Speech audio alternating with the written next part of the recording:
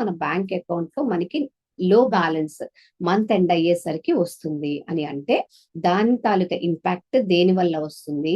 మన జీవితంలో ఏదో ఒక భాగంలో ఒక అసంపూర్ణమైనటువంటి భావన ఉంటుంది.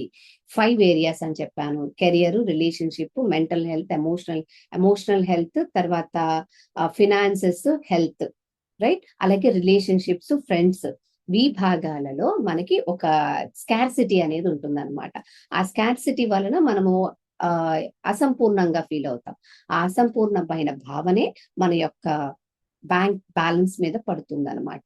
When you are content in all areas of life. Content అంటే నా దగ్గర బాగా ఉందని అనక్కర్లేదండి. ప్రతి భాగంలో కూడా ఒక సమాధానం ఉండాలన్నమాట. ఇది ఇలా ఉంది అంటే దానికి కారణం ఏమిటి అన్న ఒక సమాధానం ఉండాలన్నమాట.